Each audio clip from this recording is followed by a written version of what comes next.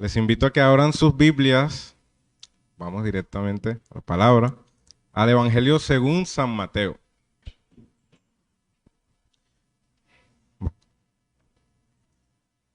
Vamos al Evangelio según San Mateo, capítulo 22,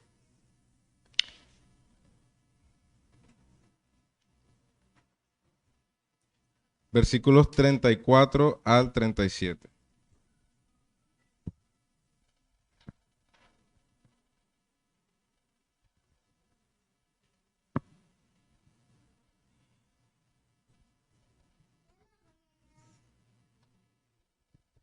Ya están todos ahí, Mateo capítulo 22, versículos 34 al 40, perdón, 34 al 40.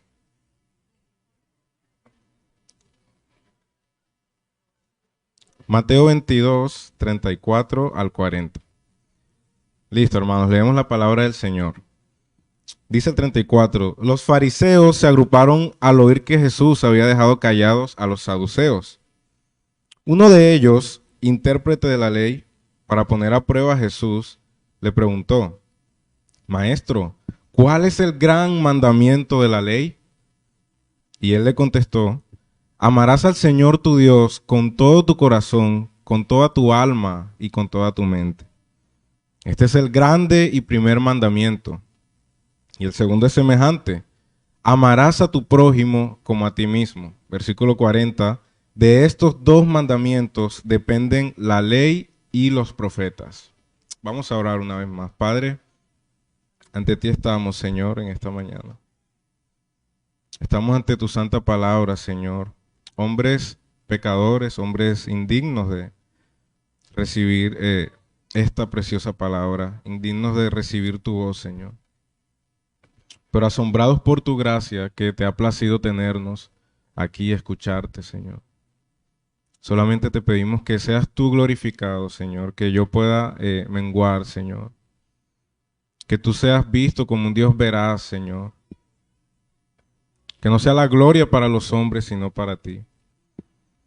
Pedimos que tú pongas atención, des atención a nuestros corazones para que podamos estar atentos a tu santa palabra, Señor. Llévate toda distracción, Señor, en nuestras mentes. Porque cuando Dios habla, los hombres escuchan, Señor. Que podamos entender eso en esta palabra. En el nombre de Jesús, Señor. Amén y amén. Bueno, hermanos, ese es nuestro pasaje de hoy. El gran mandamiento. ¿Cuál es el gran mandamiento, verdad? Y como pueden ver, pues, el tema principal de esto vendrá siendo el amor. El amor, que es la forma en que Jesús responde a este fariseo que le estuvo preguntando, ¿verdad? Quería para empezar ilustrarles algo, y es que una noche, poco antes de que la estrella de Broadway, Mary Martin, estaba por hacer su debut en el escenario de la obra South Pacific, le entregaron una nota, y era de Oscar Hammerstein, el autor que en ese mismo momento estaba en su lecho de muerte. Y la breve nota decía, querida Mary, una campana no es campana mientras no la tocas. Una canción no es canción mientras no la cantas. El amor que hay en tu corazón no está puesto allí para que se quede. El amor no es amor mientras no lo des. Esto lo escribió James Haywood. ¿Qué es el amor, hermanos y amigos? Si en esta mañana yo les haría esta pregunta, ¿de qué se trata el amor? Y es el tema que Jesús trata de responder a este fariseo en esta mañana. ¿Cómo podemos amar a Dios y cómo podemos amar a nuestro prójimo? En esta sociedad hay una visión muy ambigua de lo que es el amor. Usted podría decir, por ejemplo, yo amo la pizza, pero usted puede decir también, yo amo a mi mamá. Pero usted no le puede decir a su mamá que la ama de la misma manera en que ama la pizza, ¿verdad? Fíjense. Jesús quiere responder a esto. Los fariseos, como para darles un poco de contexto, en Mateo 22 venían de una confrontación tensa con el Señor Jesús, estas personas. Ellos eran los enemigos declarados de Jesús, los fariseos, como ya ustedes saben, Y si ustedes leen un poco hacia atrás, por ejemplo, en el capítulo 21, versos 23, la autoridad de Jesús es cuestionada por estas personas.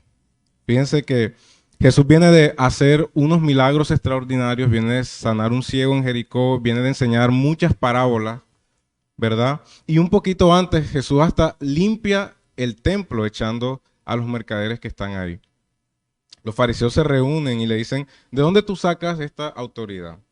¿Verdad? ¿Quién te dio esta autoridad para que hagas todo eso? Ellos querían atraparlo replicándole su autoridad. Sin embargo, no pudieron. De manera que Jesús usa dos parábolas que las podemos ver en 21:31, donde él de manera clara les advierte que las rameras y los cobradores de impuestos estarán en el reino de los cielos antes que ellos. Y luego les dice en el versículo 43 que el reino de Dios les será quitado y será entregado a una nación que produzca frutos. Y ese es el contexto en el que se da nuestro pasaje de hoy. Una confrontación. Entonces, ¿qué pasa, hermanos? Que nuestro sermón de hoy viene siendo la última de tres preguntas con las que los fariseos siguen tratando de atrapar al Señor Jesús en una palabra, ¿verdad? Por ejemplo, si ustedes leen aquí en el 22:15, el pago de impuestos al César, ¿verdad? ¿Es lícito, Señor, pagar el impuesto al César? Entonces ellos empiezan tratando de atraparlo con una pregunta política y no pudieron. Segundo, en los versículos a partir del 23, los saduceos, que eran los que no creían en la resurrección, le hacen una pregunta un poco mística también para hacerlo caer, ¿verdad? Y le preguntan, oye, ¿qué pasa si un hombre tiene una mujer, pero este tiene 7 hermanos y se muere? Entonces, como en la cultura judía, si el hombre moría, el hermano mayor tenía que preservar la descendencia, ¿verdad? Y con esta pregunta toda extraña, ellos dijeron, aquí vamos a corcharlo. Obviamente no pudieron hacerlo. Y luego ellos terminan con una pregunta algo más teológica. Ellos eran los expertos de la ley y es lo que se encuentra en el versículo 34, que es el pasaje que nos compete en esta mañana. Los fariseos se agruparon al oír que Jesús había dejado callados a los saduceos y le hacen esta pregunta: ¿cuál es el gran mandamiento? ¿Cuál es el gran mandamiento? Este sermón está dividido de manera muy sencilla en solamente 2 puntos. Primero, la pregunta del fariseo, los versículos 34 al 36, para los que toman apuntes. Y segundo, la respuesta de Jesús. 2 puntos, la pregunta del fariseo y la respuesta de Jesús. Listo, entonces yo quiero que empecemos preguntándonos por qué los fariseos hacen esta nueva pregunta. El versículo 34, miren lo que dice. Oyeron que Jesús dejó callados a los saduceos, ¿ok? Entonces, estos fariseos se habían aliado con sus enemigos, los saduceos, imagínense esto, con tal de corchar a Jesús, con tal de atraparlo en algo para poder entonces enjuiciarlo ante los romanos. Ellos se habían aliado con los saduceos y viendo que el maestro deja una vez más a todos sin palabras, pudo responder a todas sus preguntas, nadie pudo atraparlo, entonces envían a un intérprete de la ley como su portavoz y como su último recurso para atrapar a Jesús. ¿Okay?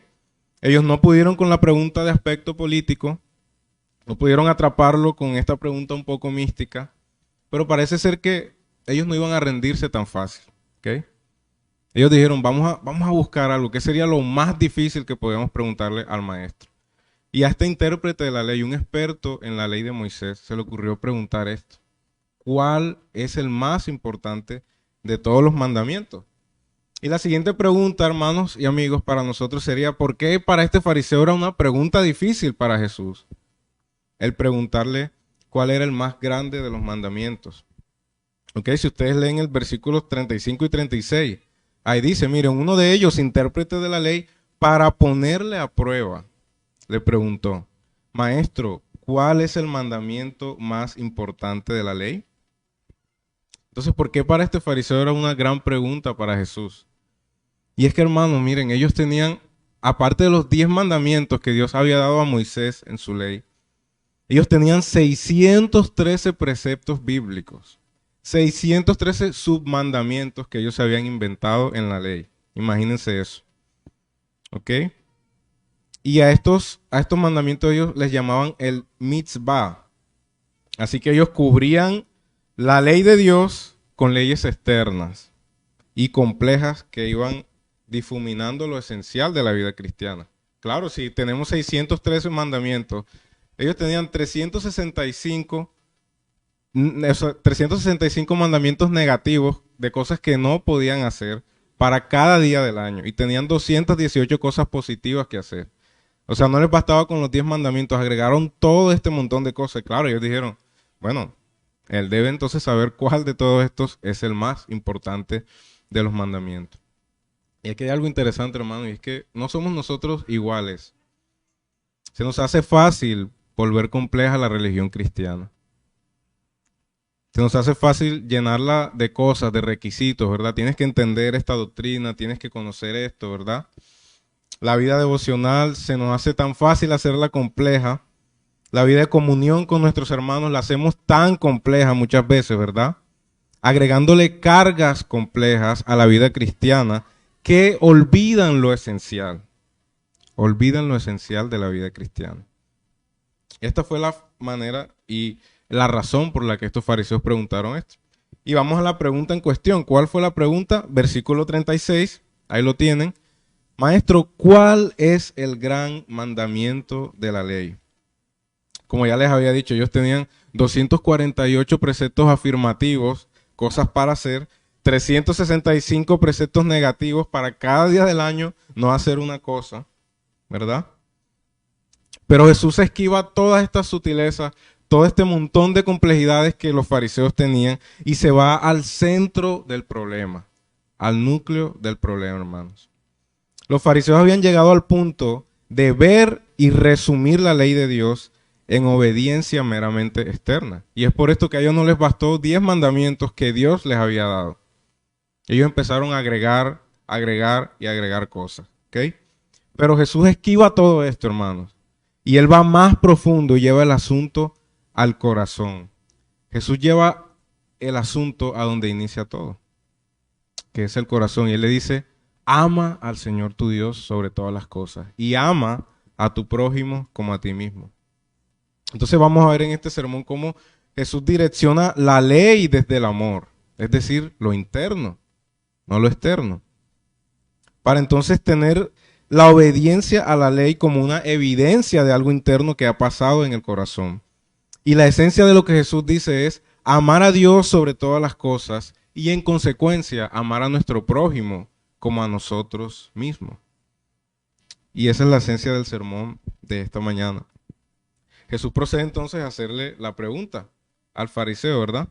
Que si bien es cierto, la pregunta no nace de un corazón interesado por conocer. No sé si ustedes recuerdan, en Marcos hubo otro intérprete de la ley que le hizo la misma pregunta, pero con un corazón correcto. No, este fariseo, lo único que le interesaba era corcharlo a él. A pesar de eso, a pesar de que lo que le interesaba a él era saber cuál era el gran mandamiento, de qué manera yo puedo corcharte a ti, Jesús.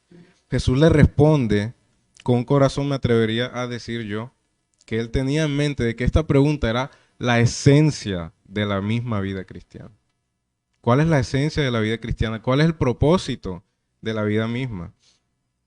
Y es el segundo punto de nuestro sermón y es la respuesta de Jesús. Versículo 22 del 37 al 40. Ahí lo leemos, ¿verdad?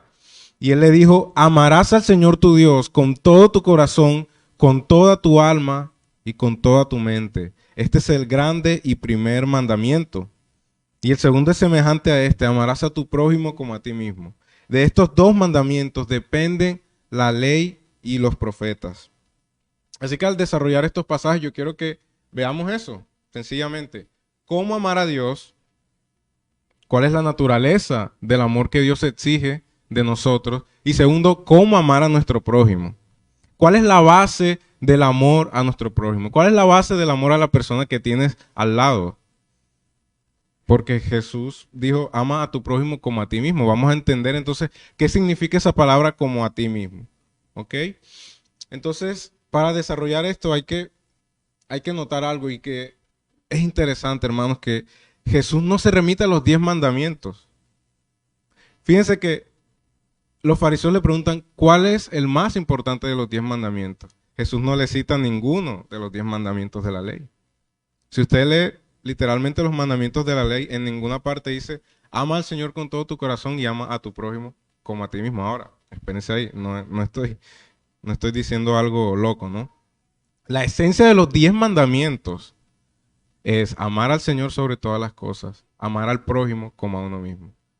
Solo que en los 10 mandamientos se desarrolla como cosas por hacer, ¿verdad? No tomes el nombre del Señor tu Dios en vano, guarda el día de reposo, ¿verdad? Honra a tu padre y a tu madre. Y sabemos que tenemos los primeros mandamientos que son nuestras responsabilidades ante Dios y nuestras responsabilidades ante los hombres. Pero Jesús en ninguna parte cita los 10 mandamientos. Y creo que los fariseos esperaban que Jesús lo hiciera. Porque la vida para ellos consistía en guardar los mandamientos a la perfección. Por lo menos de una manera externa. Pero así resumían ellos la vida cristiana. Entonces estos mandamientos indicaban cuáles eran los deberes de Israel para con Dios, primeramente, y cuáles eran los deberes de Israel para con los hombres. ¿Ok? Eso tampoco hace referencia a los 613 mandamientos que ellos tenían. Jesús los conocía muy probablemente, pero él no se remite a eso, sino que más bien Jesús se remite a Deuteronomio 6:5, que es el pasaje, algo que se le llama en el Antiguo Testamento el Shema, que significa escucha u oye, ¿verdad? Así lo llamaban ellos, el Shema. Y el Shema era el credo básico de todo judío. Era el credo básico de la religión judía. ¿Qué decía el Shema? Oye Israel, el Señor tu Dios, el Señor uno es. Amarás al Señor tu Dios con todo tu corazón, con toda tu mente y con todas tus fuerzas. Y amarás a tu prójimo como a ti mismo. Este Shema, hermanos, este credo básico de los judíos era esencial, era la frase con la que empiezan los cultos de todos los judíos. Y hasta el sol de hoy, el Shema es lo primero que un niño empieza a hablar, apenas él puede. Es el primer texto que todo niño judío se aprende de memoria, imagínense eso, el Shema. Y ahí es donde Jesús va. Entonces, al mencionar este texto y no mencionar los 10 mandamientos, Jesús estaba diciéndole algo a los fariseos. ¿Ok? Jesús apunta entonces a los afectos internos del corazón, hermanos, por encima de una obediencia meramente externa. Jesús apunta a los deseos y afectos internos del corazón. En palabras del pastor John Piper, él dice que el amor a Dios es esencialmente una experiencia de afectos, no un comportamiento. No hechos, sino deleite. Wow. Y eso era lo que Jesús quería dejar en claro en la mente de sus oyentes. Esa es la manera por la que él, aunque se resume la esencia de los 10 mandamientos en estas dos cosas, él no citó los mandamientos. Ya ellos sabían qué tenían que hacer. Ya ellos sabían que tenían que hacer, tenían sus deberes para con los hombres, deberes para con Dios. Ellos conocían eso. Sin embargo, Jesús dice, ustedes conocen todo esto, quizá lo hacen externamente, quizá lo hacen a la perfección, pero la base de todo lo que ustedes hacen no es el amor. Y ese es su problema. De manera que entonces amarás al Señor tu Dios y amarás a tu prójimo. Ahora entonces, ¿cómo debemos amar a Dios? Sería la pregunta interesante, ¿verdad? Entonces miremos las palabras claves del pasaje. Miren lo que nos muestra el enunciado. Primero dice, amarás al Señor tu Dios. Y nombra 3 cosas, con todo tu corazón, con toda tu alma y con toda tu mente. ¿Ok? Y vamos a tratar de desarrollar esto para poder entenderlo. Y es que esa palabra amar es muy común en todos los idiomas, ¿verdad? Y en hebreo se pronuncia como la palabra ahabá. Solamente lo hago como para que ustedes entiendan de pronto el contexto de dónde viene. Y esa palabra se refiere a un afecto y una atención que una persona demuestra por otra. ¿Okay? A veces se refiere a un afecto físico que puede sentir un hombre por una mujer y viceversa, pero es más amplio que eso, esa palabra ahabá. Por ejemplo, la Biblia dice que Abraham tenía ahabá por su hijo Isaac. La Biblia también dice que David tenía ahabá por su amigo Jonatán. ¿Ok? Entonces, en la Biblia, esto se está refiriendo a un amor fraternal.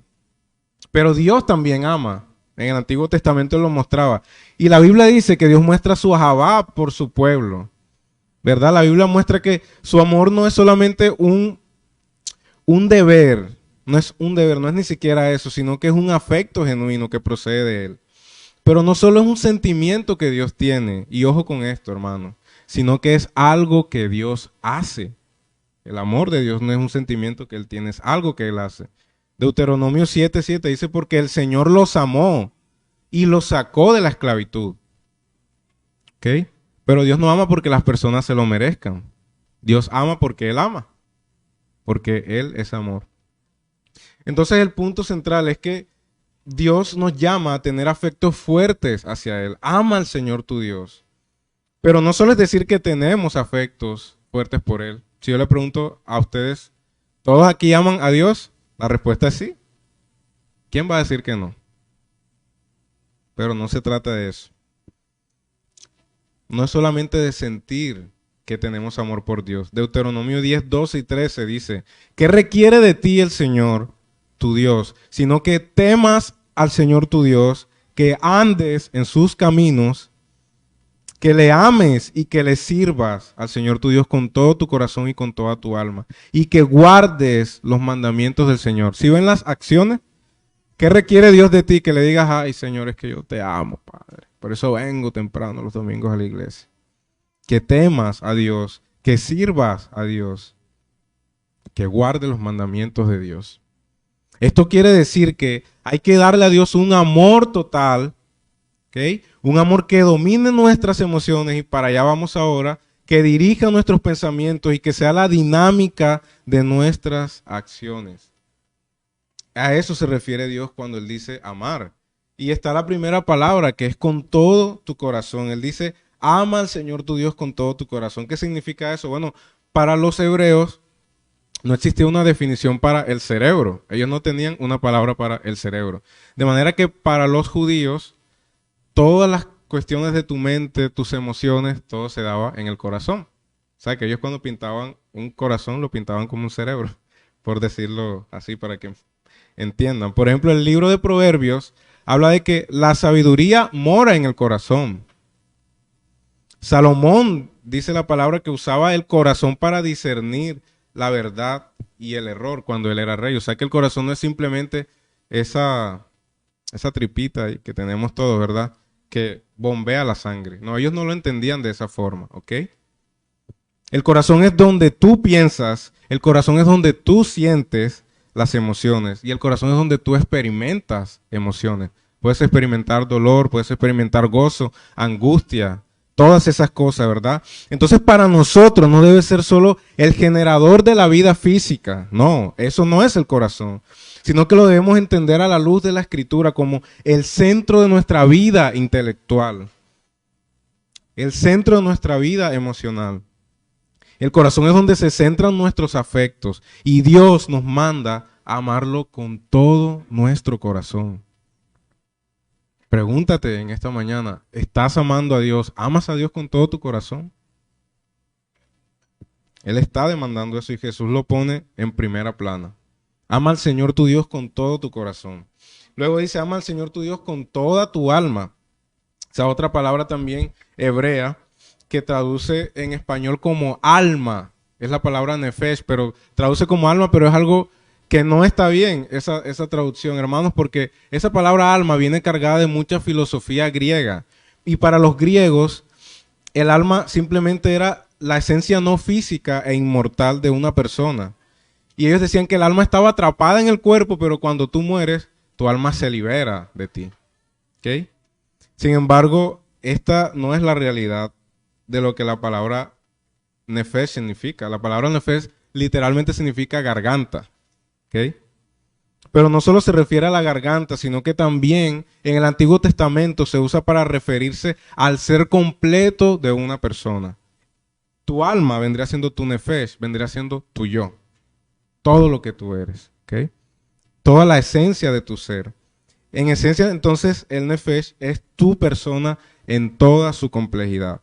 ¿Okay? No tú, el que tú que a veces finges frente a las otras personas, no. Es tu yo, esencialmente tu yo. Entonces, en la Biblia, por ejemplo, las personas se describen como un nefesh, no que tienen un nefesh, un alma. Las personas son un nefesh en la Biblia. Por ejemplo, Salmo 119, 175. David dice, que viva mi alma para alabarte, que viva mi nefesh, que viva yo para alabarte, ¿ok? Es decir, su ser completo, su vida, su cuerpo, todo lo que Él es. Entonces, amar a Dios con toda tu nefesh significa entonces dedicar toda tu existencia física a tu Creador. ¡Wow! Eso es increíble, hermanos, lo que el Señor nos está exigiendo. Dedicar toda nuestra existencia física. Y finalmente, con toda nuestra mente, es la palabra meot, que en el Shema también se traduce como fuerza. ¿Ok? Se traduce como fuerza. Pero en realidad es una de las pocas veces como esa palabra se traduce como fuerza. En realidad la mayoría de las veces la palabra meot, o sea, esa palabra mente que se usa ahí, se traduce como la palabra muy o mucho. ¿Ok? Entonces ya tiene una connotación distinta. Es una palabra que viene entonces a aumentar otra y darle fuerza. Por ejemplo, en Génesis 1, cuando Dios creaba las cosas, Dios decía que todas las cosas eran muy buenas, o sea, eran meot buenas. Y eso es lo que significa esta palabra que se traduce como mente o como fuerza aquí. De manera que Dios nos está llamando, cuando Él dice ama al Señor tu Dios con toda tu fuerza, en realidad está diciendo ama al Señor tu Dios con toda tu muchez. Nadie entendió eso, ¿verdad? Bueno. Pero ese es el significado. Ama al Señor tu Dios con toda tu muchez. En realidad con todo. Igual, con todo lo que tú eres. O sea que estas palabras se superponen entre ellas. ¿Ok? Entonces cuando le preguntan a Jesús cuál era el mandamiento más importante, Él cita eso. Ama al Señor tu Dios con toda tu mente. ¿Ok? Con toda tu mente. El pastor John Piper también citándolo nuevamente. Él decía que cuando Jesús exige que amemos a Dios con todo nuestro corazón, con toda nuestra alma y con toda nuestra fuerza, quiere decir que cada facultad, que cada capacidad que tú tienes, ¿ok? Debe expresar la plenitud de tu afecto por Dios. Piensa en un momento en las habilidades que tú tienes, cualquier habilidad natural que tú tengas. Piensa en tu vigor, ¿verdad? Con todas estas cosas. Y estas cosas, aunque eran facultades y capacidades que se superponen entre ellas, tenían significados diferentes. Como ya veíamos, el corazón resalta el centro de nuestra vida evolutiva, o sea, nuestra voluntad y nuestras emociones. El alma resalta nuestra vida como un todo. La mente destaca nuestra capacidad de pensamiento y la fuerza destaca nuestra capacidad de vigor, tanto vigor corporal como vigor mental. ¿Ok? De manera que amar a Dios así es el propósito por el que tú y yo vivimos. Deberíamos vivir. Es el propósito por el cual Dios nos creó. Es el primer y gran mandamiento, amigos. De manera que la satisfacción de nuestra vida debe encontrarse en esto y solamente esto. Amar a Dios con todo lo que somos. Amar a Dios debe ser el primero de los mandamientos, debe ser lo primero de hecho y debe estar antes de nuestro amor a cualquier otra persona o a cualquier otra cosa. Es más, la raíz de las cosas que tú amas, la raíz de tu amor hacia las cosas que Dios te da y la raíz del amor a las personas que Dios te da, debe ser en esencia un profundo amor por Dios. Si tú tienes eso invertido, hermano y amigo que me escuchas, estás mal. De hecho, la tragedia del ser humano, como dice Romanos 1:25, es que ellos adoraron y sirvieron a Dios, adoraron y sirvieron a la criatura antes que a Dios. Ellos invirtieron los papeles. Entonces, así debemos amar a Dios. En resumen, con todo lo que somos. Todo lo que somos, cada segundo de nuestra vida. Como nosotros pensamos, debemos amar a Dios. Cuando nosotros caminamos, debemos amar a Dios con eso, con todas nuestras capacidades. Y lo segundo es amar a nuestro prójimo. Entonces, ¿cómo debemos amar a nuestro prójimo? Bueno, aquí dice que como a nosotros mismos. Pero para entender esto, entonces, vamos a definir qué era el prójimo para los judíos. A ver, ¿qué se imaginan de estos judíos, verdad? Para los judíos, el prójimo era simplemente otro israelita. Imagínense eso. Otro israelita. Ya. Eso era un prójimo para ellos. ¿Verdad? Eso era algo muy distinto al gentil y al forastero. Pensemos en algo, y es que eso se parece mucho a nosotros, ¿no creen? De verdad, o sea, nos es muy fácil cerrar nuestro círculo de las personas a las que otorgamos nuestra ayuda. Se nos hace muy fácil cerrar el círculo de las personas a las que vamos a dedicar algo de nuestro tiempo, de nuestra amistad, de nuestra dedicación y de nuestro servicio. En la práctica es así. Si hemos visto que amar entonces es un acto de dar y que amar es un acto de beneficiar a otra persona sin esperar nada a cambio, parece ser entonces que nuestro prójimo termina siendo nuestro hermano de la iglesia, el miembro con el que tenemos ese feeling, ¿verdad? Nuestro familiar cercano, nuestro cónyuge, nuestro mejor amigo, el jefe al que le vamos a pedir un ascenso en una semana. Ese termina siendo nuestro prójimo. Así que no somos muy diferentes a los judíos, ¿verdad? Uno que sea como nosotros, con el que nos llevamos bien, ¿verdad? Ese es nuestro prójimo. Wow. Sin embargo, Jesús, por ejemplo, en la parábola del buen samaritano, que ustedes deben recordar, Jesús enseña que el concepto del prójimo debe abrirse no solamente al extranjero, sino al enemigo mismo. Sino al enemigo mismo. Porque si amas solamente a los que te aman, ¿qué haces de más? ¿No hacen eso los impíos también? Eso es lo que Jesús dice y es lo que Jesús plantea. Es decir, hermanos, que cualquiera que no sea yo, ese es mi prójimo. Cualquiera que no sea yo, cualquiera que necesite mi ayuda, cualquiera que requiera un beneficio por parte mía, cualquiera que tenga una oportunidad yo de servirle a esa persona, ese es mi prójimo. Y el Señor te está diciendo, ama a tu prójimo como a ti mismo. Ahora vamos a enfocarnos en la segunda parte de esa palabra, como a ti mismo. ¿Qué significa eso, verdad? Y el punto central de esto, para no entrar de pronto en debates, porque muchos dicen que no, el Señor entonces te dice que te tienes que amar como a ti mismo. Entonces, si tú no te amas a ti mismo, no puedes amar a los demás. Ay, tiene lógica, ¿verdad? Entonces han construido una pirámide de enseñanza, una pirámide de pensamientos donde elevan la autoestima del hombre. Es que tú tienes que amarte. Primero yo, segundo yo y tercero yo. Y de esa forma sí voy a poder entonces amar a los demás, porque si no me amo a mí, jamás voy a poder amar a los demás. No es así, hermano. El punto central de lo que Jesús trata de decir es que tú debes desear el bien de tu prójimo como lo deseas para ti mismo. Ese es el punto central. O sea que amar a los demás con la misma dedicación que tenemos por nuestro propio bienestar. Imagínense eso. ¿Cómo se ve eso en las Escrituras? Por ejemplo, Efesios 5:29 dice, porque nadie aborreció jamás su cuerpo, sino que lo sustenta, lo cuida. Así como Cristo a la iglesia. Nadie aborrece su cuerpo, ¿verdad? Todos aquí nos bañamos, nos peinamos bien bonito, nos arreglamos. Ninguno aborreció jamás su cuerpo. Eso es un principio de vida, hermano. Proverbios 11:17. El hombre misericordioso se hace bien a sí mismo. Job, capítulo 2, versículo 4. Respondió Satanás al Señor y le dijo piel por piel, ¿verdad? Todo lo que el hombre tiene dará por su vida. Esa es la realidad de nosotros y así las Escrituras lo ven. Evidentemente nosotros tenemos una tendencia natural y fuerte por nuestro propio bienestar. Así que esta pequeña frase que Jesús dice como a ti mismo puede ser devastadora para nosotros. Y lo es. Es devastadora porque está yendo a la raíz de nuestro pecado y lo expone totalmente. Hermanos, yo a medida que pasa el tiempo me doy cuenta de lo mucho que me amo a mí mismo.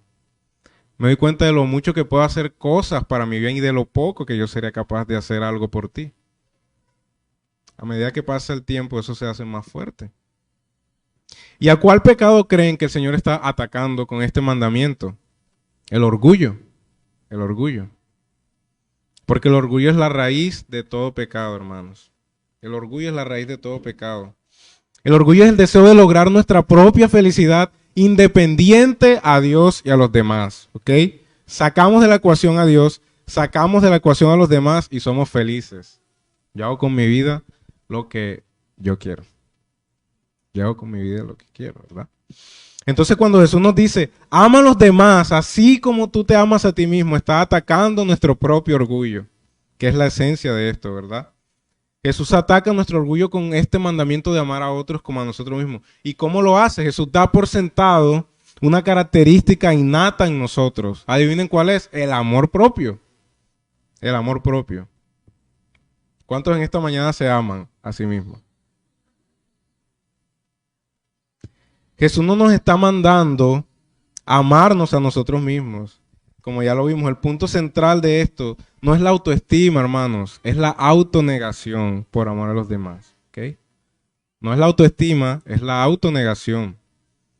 Jesús da por hecho nuestro energético deseo de conservación propia. Jesús da por hecho nuestro deseo de realización propia. Nosotros queremos ser felices, queremos estar satisfechos en la vida, queremos una vida que tenga significado, queremos una vida que valga la pena, ¿verdad? Y todo esto, ¿qué es? Es amor propio. Todos ustedes tienen amor propio. Yo tengo amor propio. Ustedes dirán, oye, pero ¿qué hay de malo en eso? En tener amor por uno mismo. ¿Qué hay de malo en querer ser feliz? ¿Qué hay de malo en querer tener satisfacción?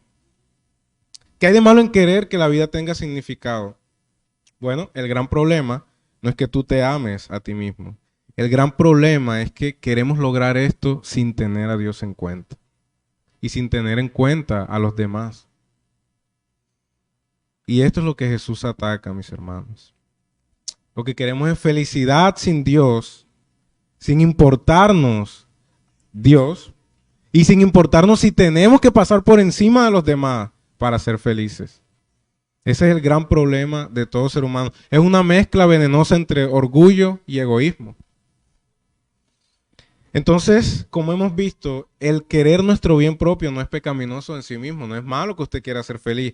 Pero si nuestra búsqueda de felicidad ha desechado a Dios, si tu búsqueda de felicidad diaria está desechando a Dios y se ha olvidado del bien de los demás, hemos perdido el rumbo y hemos perdido el sentido de la vida misma.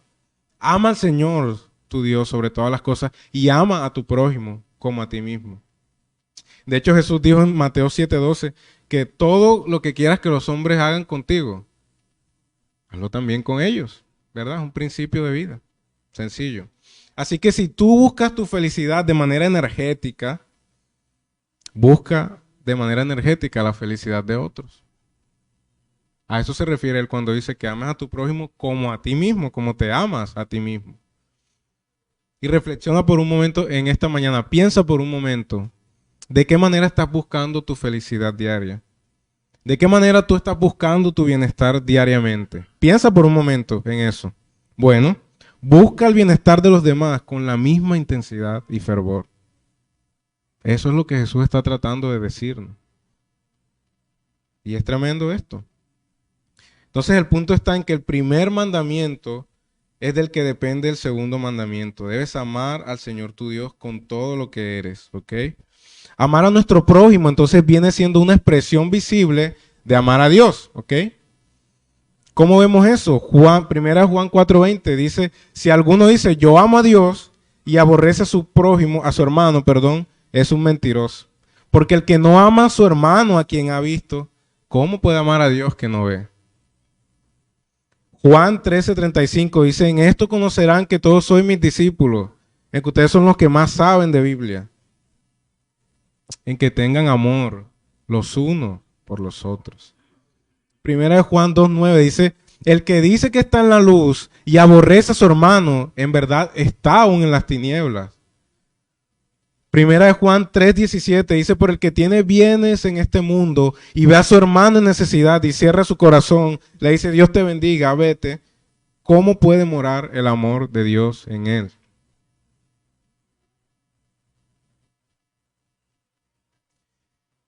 Evidentemente, entonces, el primer mandamiento y el segundo mandamiento están íntimamente conectados. ¿Ok? Entonces, los fariseos preguntaban, ¿cuál es el gran mandamiento? Jesús no les dio uno, Jesús les dio dos. Ama al Señor tu Dios sobre todas las cosas, pero ama a tu prójimo como a ti mismo también. Estas dos cosas están íntimamente conectadas. Entonces, la base de la enseñanza de hoy, queridos hermanos, es que debes tomar todo tu amor propio, tus anhelos de gozo, tus anhelos de seguridad, que son bien altos, tus anhelos de significado, y debes primeramente centrarlos en Dios para que estés satisfecho en Él.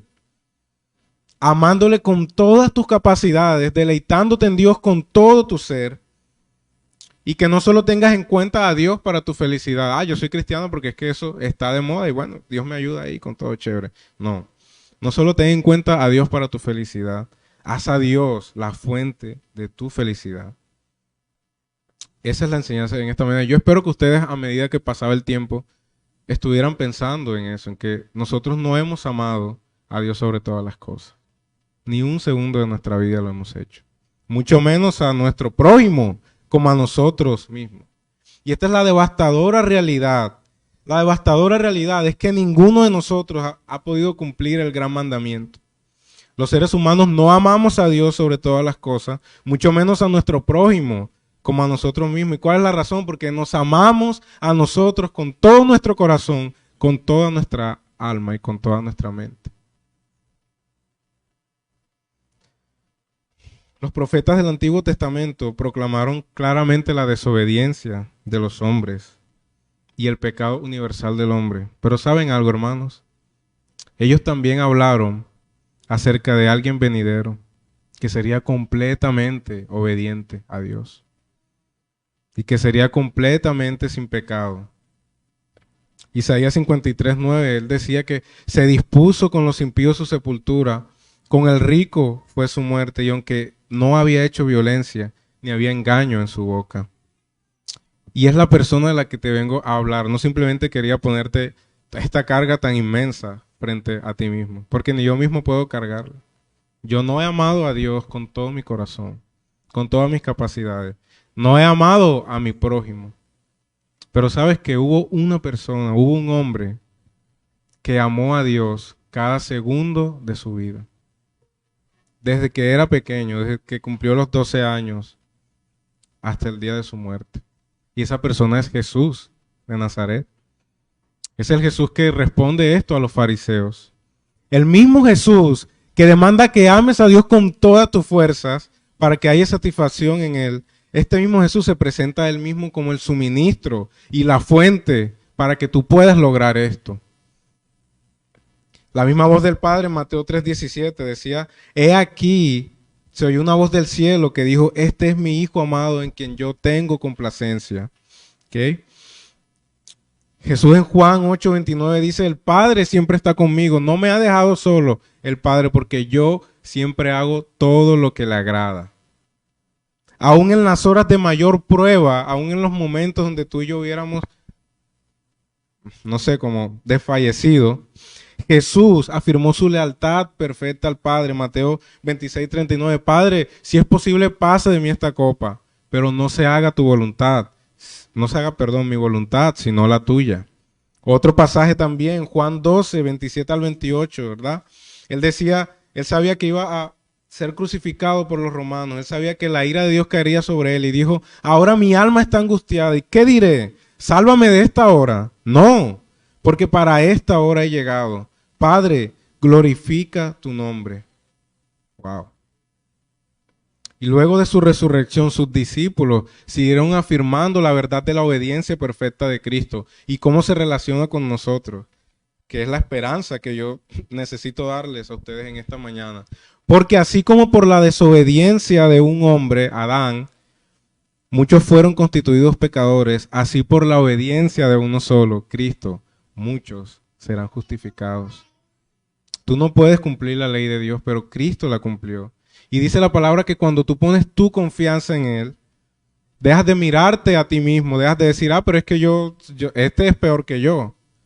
Cuando tú reconoces tu incapacidad para amar a Dios sobre todas las cosas y a tu prójimo como a ti mismo y pones tu confianza en ese que sí lo cumplió y es perfecto y que promete que su justicia se atribuye a ti, hermano, has ganado el cielo. Has hecho lo que debías hacer. Romanos 5:19, porque así como por la desobediencia de un hombre muchos fueron constituidos pecadores, así por la obediencia de uno muchos fueron declarados justos. Segunda de Corintios 5:21, al que no conoció pecado, Cristo, por nosotros Dios lo hizo pecado, para que fuésemos hechos justicia de Dios en él. Primera de Juan 3:5, y vosotros sabéis que él se manifestó a fin de quitar los pecados, y en él no hay pecado. Cristo es exaltado en medio de nosotros. Este mismo Jesús también, que no solamente te exige que ames a Dios sobre todas las cosas, sino que este mismo que te exige que ames a tu prójimo como a ti mismo, se presenta a ti como el siervo por excelencia y la única persona a la que puedes seguir, el único modelo al que tú debes seguir para hacer esto. Lucas 22:27, él dice, pero ¿quién es más importante? ¿El que está a la mesa o el que sirve? No lo es el que está sentado a la mesa. Sin embargo, yo estoy entre ustedes como el que sirve. Jesús amó a su prójimo como a él mismo. Jesús amó a su prójimo de una manera perfecta, impecable. Filipenses capítulo 2, 6, 7. Ustedes lo conocen, el cual, aunque existía en forma de Dios, no consideró el ser igual a Dios como algo a que aferrarse, sino que se despojó a sí mismo, tomando forma de siervo y haciéndose siervo y haciéndose semejante a los hombres hasta la muerte. ¿Y qué decir de este simbólico acto que él hace en Juan 13? Lava los pies de sus discípulos. Imagínense. Este era un acto que solamente hacían los esclavos. Jesús se ciñe y se agacha frente a ellos y lava sus pies. Y luego en Juan 13, 14 y 15 dice, pues si yo, el Señor y el Maestro de ustedes, les he lavado los pies, también ustedes deben lavarse los pies los unos a los otros. Les he puesto el ejemplo para que hagan lo mismo que yo he hecho con ustedes. Jesús es el ejemplo, hermano. Jesús es a quien debemos seguir nosotros para poder entonces amar a Dios sobre todas las cosas y a nuestro prójimo como a nosotros mismos. Amén. La conclusión es que no caigamos en la religiosidad compleja de los fariseos, que al principio querían corchar a Jesús con esta pregunta: ¿cuál es el mandamiento más grande? Pero la vida cristiana no se trata de tu conducta externa. La vida cristiana se trata de tus afectos internos hacia Dios. Ve a Cristo, Él promete circuncidar tu corazón para que de una vez por todas puedas amar a Dios sobre todas las cosas. Puedas amar a tu prójimo sin esperar nada a cambio de él. A Dios no le interesa la rigurosidad de tu conducta si Dios no puede encontrar profundidad en tus afectos. Y ese es el tipo de amor que Dios espera que nosotros le demos a Él y demos a nuestro prójimo. Miren, hay una historia de un niño, quiero terminar con esto para ilustrarlo, y es que hay un niño que se llamaba Chad. Él era un niño tranquilo y tímido. Y un día llegó a casa y le dijo a su madre que quería hacer una tarjeta del Día de Amor para todos sus compañeros de la escuela. La madre pensó dentro de ella, wow, yo preferiría que no lo hiciera, en realidad, porque él había visto a los niños cuando regresaban de la escuela. Ellos se reían, venían juntos abrazados el uno al otro y hablaban entre ellos, pero nunca incluían a Chad. El niño Chad siempre iba solo. Con todo esto, ella decidió acceder a la petición de él y fue y le compró los papeles, los lápices de colores, el pegamento. Y por 3 semanas Chad estuvo escribiendo las cartas para sus amigos. Escribió 35 cartas para el Día de Amor para todos y cada uno de sus compañeros. Llegó el Día de Amor y Amistad y él rebosaba de la emoción y con cuidado puso una carta sobre otra, la metió en una bolsa y se fue corriendo para el colegio. Wow. Y dice que la historia que una tarde, cuando esto pasó, la mamá supo que él se fue con esto y ella decidió prepararle unas galletitas de leche. Porque dijo, si mi hijo seguramente va a entregar todo eso, se va a dar cuenta que probablemente ninguno de sus compañeros va a hacer lo mismo con él. Probablemente ni una sola carta le van a entregar. Y cuando oyó a los niños que venían fuera, ya en la tarde, se asomó a la ventana y como siempre venían todos riéndose juntos. Venían todos agarrados de la mano, hablando, riéndose, pero Chad venía solo atrás. Caminaba un poco más rápido de lo normal el niño Chad y ella estaba a la espera de que él se echaría a llorar tan pronto como cruzara la puerta. Él venía con nada en sus manos, entregó 35 cartas a cada uno de sus compañeros, pero no trajo ni una sola. La mamá, cuando se dio cuenta que él tocó la puerta, ella se secó las lágrimas de la tristeza de ver a su hijo, de imaginarse lo que iba a pasar. Y le dijo, mamá tiene galletitas calientes para ti, querido Chad. Pero él casi ni la oyó, ni siquiera, simplemente pasó adelante con una cara brillándole. Y todo lo que pudo decir fue, ni uno solo, ni uno solo. Y a ella se le partió el corazón. Pero luego Chad añadió, no se me olvidó ni uno solo. No olvidé a nadie. Todas las cartas fueron entregadas. Y eso fue la felicidad de Chad. Es un amor desinteresado. Es lo que Dios pide de cada uno de nosotros en esta mañana. Pero este amor desinteresado, parecido al de Chad, hubo una sola persona que lo expresó en la manera más grande y más gloriosa, el Señor Jesús. Que no teniendo que ver nada con hombres pecadores como tú y como yo, se entregó en la cruz del Calvario, pagó por nuestros pecados, nos sirvió, vino a esta tierra. Como nadie te ha amado, Cristo te amó. Como nadie te ha servido, Cristo sirvió a los hombres. Y en esta mañana necesitamos poner nuestra confianza en Él para amar a Dios sobre todas las cosas y a nuestro prójimo como a nosotros mismos. Oh Padre, te damos gracias, Señor. Hemos escuchado tu palabra y hemos visto, Señor, cuál es la condición de nuestro corazón. Hay un interés ferviente por nosotros, Señor. Hay un interés en buscar nuestra realización y felicidad propia, pero muy posiblemente lo hemos hecho sin tenerte en cuenta a ti. Sin tener en cuenta si los demás aún son felices en ti, Señor. Oh Padre, simplemente te pedimos en esta mañana que nos des a Cristo, que concedas en nuestro corazón el arrepentimiento necesario para nosotros poder amarte sobre todas las cosas, para poder amar a nuestro prójimo como a nosotros, porque el amor no es algo que se siente, Señor, es algo que damos. Que podamos reflexionar en esto, Señor, y ver a Cristo, este hombre tan perfecto, Señor, este hombre que no solamente fue hombre, sino que era Dios mismo, Señor, quien vino a la tierra a servirnos.